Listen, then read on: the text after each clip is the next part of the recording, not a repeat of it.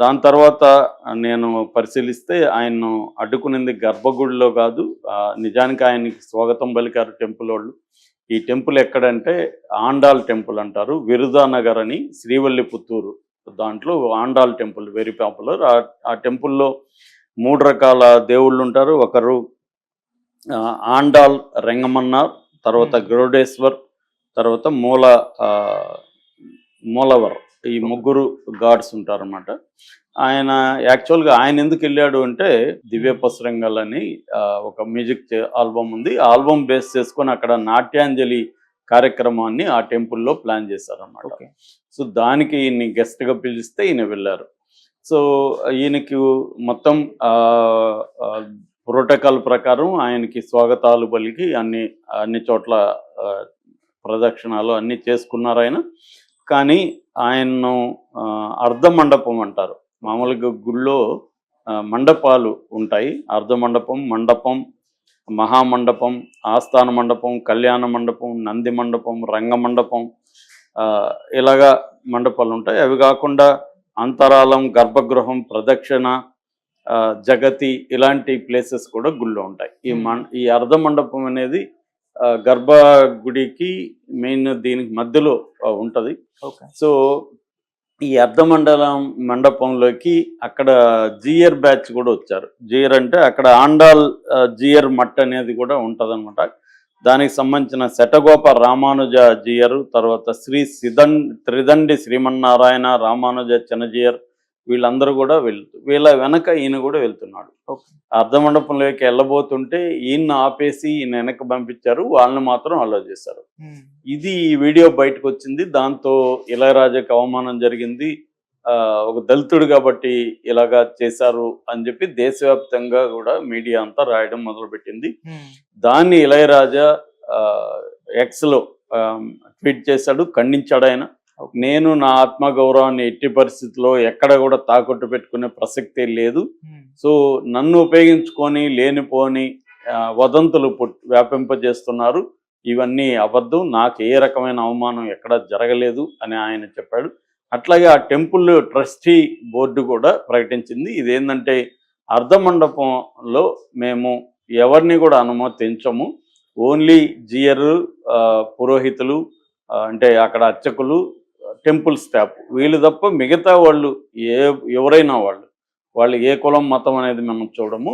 మిగతా ఎవరిని కూడా మేము అలో చేయము. ఇది ఎండోమెంట్ యాక్ట్ ప్రకారం మేము చేస్తున్నాం, ఆగమ శాస్త్ర ప్రకారం మేము చేస్తున్నాము అనేది వాళ్ళు అనౌన్స్ చేశారు. కాబట్టి ఇందులో మేము ఇళయరాజాని అవమానించింది ఏం లేదు. మేము సత్కరించి అన్ని దర్శనాలంతా చేయించి ఆయన పంపించాం తప్ప ఆయనకు ఆ విషయం తెలియదు. అర్ధ మండపంలోకి తాను ఎంటర్ కావచ్చా లేదనే విషయం ఇళయరాజాకి తెలియకుండా ఆయన వచ్చారు. ఆయనకి మేము అర్థం చేయించినాక ఆయన వాలంటరీగా విత్డ్రా అయ్యాడు అనేది వాళ్ళు చెప్పారు. అట్లాగే గవర్నమెంట్ కూడా, స్టాలిన్ గవర్నమెంట్ కూడా ఇదే విషయాన్ని చెప్పింది. అట్లాగే ఇళయరాజా కూడా చెప్పాడు. కానీ ఇళయరాజా చెప్పిన కథనాన్ని ఎవరూ నమ్మట్లేదు. ఎందుకంటే గత కొంతకాలంగా ఇళయరాజా బీజేపీ వైపు ఉన్నాడు. అందుకే బీజేపీ ఈయనకు రాజ్యసభ సభ్యత్వం ఇప్పింది. కాబట్టి ఈయన కాంప్రమైజ్ అయ్యి తన అవమానాన్ని కూడా పక్కన పెట్టేసి ఈయన గవర్నమెంట్కి సపోర్ట్గా మాట్లాడుతున్నాడని ఇళయరాజాను విమర్శిస్తున్నారు. అక్కడ ఉన్న శ్రీవల్లిపుత్తూరు ఆండాల్ టెంపుల్ యాజమాన్యాన్ని, ఆ బోర్డుని విమర్శిస్తున్నారు. ఇది మొత్తంగా వైరల్ అవుతుంది.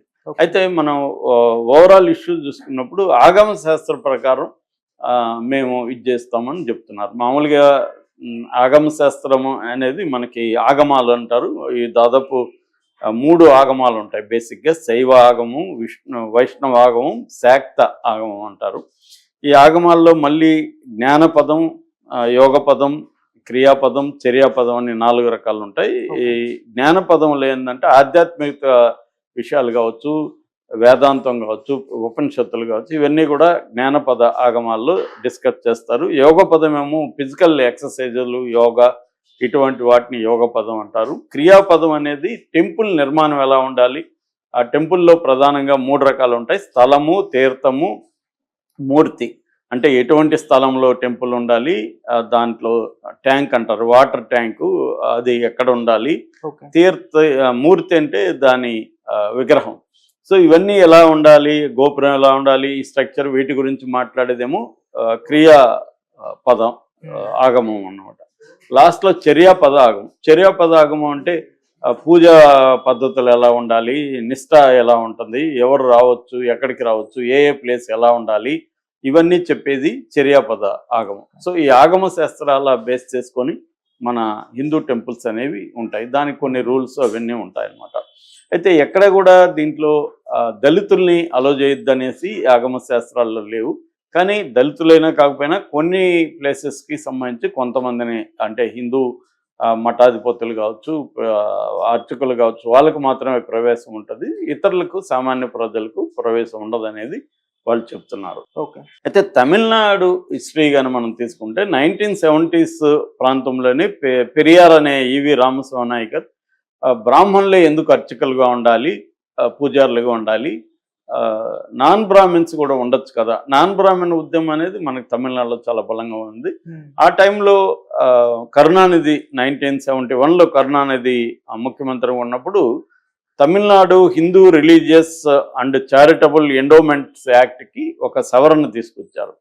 ఆ సవరణ ప్రకారం హెరిడిటరీగా వారసత్వంగా పూజారులు నియమించే దాన్ని తొలగించి ఎవరినైనా ట్రైనింగ్ ఇచ్చి అర్హత ఉంటే, వాళ్ళకి నాలెడ్జ్ ఉండి ట్రైనింగ్ ఉంటే వాళ్ళు పూజారులుగా ఉండొచ్చు అని చెప్పి తమిళనాడులో ఉండే అన్ని టెంపుల్స్లో కూడా ఆ రూలు తీసుకొచ్చారు. దాదాపు 44,713 టెంపుల్స్లో ఇది ప్రవేశపెట్టారు. దీని మీద 1972లో సుప్రీంకోర్టుకి పూజారి వర్గం అప్పీల్కి వెళ్ళింది. సుప్రీంకోర్టు ఏమో ఈ సవరణని ఒక యాంగిల్లో తప్పుపట్టింది, అంటే హెరిడిటరీగా వారసత్వంగా ఇవ్వమని చెప్పింది. మరోవైపు ఏమో ఈ సవరణ మంచిదే, దీంట్లో ఒక సెక్యులర్ కోణాన్ని తీసుకొచ్చిందని కూడా సుప్రీంకోర్టు, అంటే కర్ర వెరగకుండా పాము చావకుండా ఒక తీర్పిచ్చింది. అప్పట్లోనే ఇవి ఈయన పెరియార్ రామస్వామి నాయకర్ విడుదలయ్యని డిఎంకే పత్రికలో వ్యాసం రాస్తూ ఆపరేషన్ సక్సెస్ పేషెంట్ డైడ్ లాగా ఉంది సుప్రీంకోర్టు తీర్పు అని ఆయన విమర్శించాడు కూడా. ఆ తర్వాత 2006లో కరుణానిధి ఒక స్పెషల్ జీవో తీసుకొచ్చి ఈ నేను ఇందాక చెప్పిన 44,713 టెంపుల్స్లో నాన్ బ్రాహ్మిన్స్ని ట్రైనింగ్ ఇచ్చి పంపించడం, దానికి సంబంధించి ఒక 4 నెలల కోర్సు ప్రవేశపెట్టడం, ఇవన్నీ కూడా కరుణానిధి చేశాడు. ఆ తర్వాత ఈ మధ్య కూడా స్టాలిన్ వచ్చినాక కూడా 2021లో దాదాపు 23 మందిని నాన్ బ్రాహ్మణ్ ప్రీస్టుల్ని నియమించారు. అయితే ఇక్కడ ఏమవుతుందంటే గవర్నమెంట్ నియమిస్తుంది కానీ ఈ నాన్ బ్రాహ్మణ్ ప్రీస్టులు గుళ్ళల్లోకి ఉండలేకపోతున్నారు, పూజారులుగా పనిచేయలేకపోతున్నారు.